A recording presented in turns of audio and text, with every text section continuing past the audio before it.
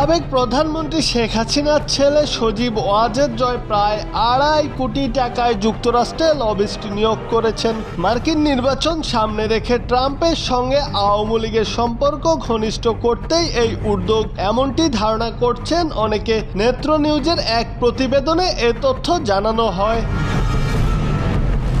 তারা বলছে, যাচাই বাছাই করে এর সত্যতা নিশ্চিত হওয়া গেছে।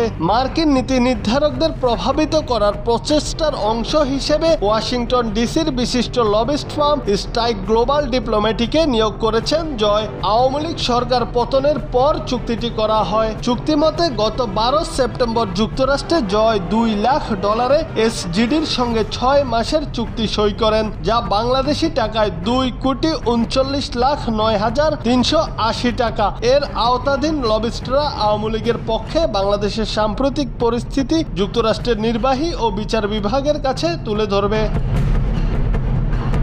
বিদেশি এজেন্ট রেস্ট্রিকশন অ্যাক্টের অধীনে চুক্তিটি করে ওয়াজেদ কনসাল্টিং ইনকর্পোরেশন। কোম্পানিটি সম্পূর্ণরূপে জয়ের মালিকানাধীন। অপরদিকে ক্রিশ্চিয়ান বোর্গ ও রবার্ট স্ট্রিকের নেতৃত্বে লবিং ফার্মটির সঙ্গে যুক্তরাষ্ট্রের সাবেক প্রেসিডেন্ট ডোনাল্ড ট্রাম্পের ভালো সম্পর্ক আছে। মার্কিন নির্বাচন সামনে রেখে ট্রাম্পের সঙ্গে আওয়ামী লীগের সম্পর্ক ঘনিষ্ঠ করতেই এই উদ্যোগ বলে মনে করা হচ্ছে।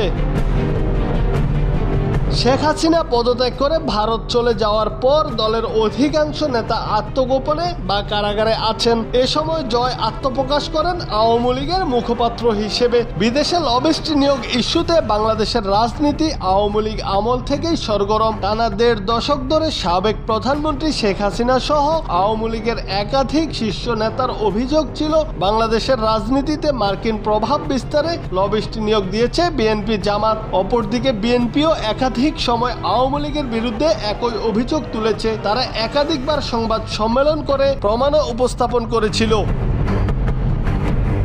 এদিকে দেশের চলমান পরিস্থিতি নিয়ে বিবৃতি দিয়েছে বাংলাদেশ আওয়ামী লীগ, যেখানে বলা হয়েছে আওয়ামী লীগ ও দলটির সভাপতি শেখ হাসিনা যে কোনো পরিস্থিতিতে দেশবাসীর পাশে আছেন। আওয়ামী লীগের ভেরিফাইড ফেসবুক পেজে একটি পোস্ট দিয়ে এই বিবৃতি প্রকাশ করা হয়।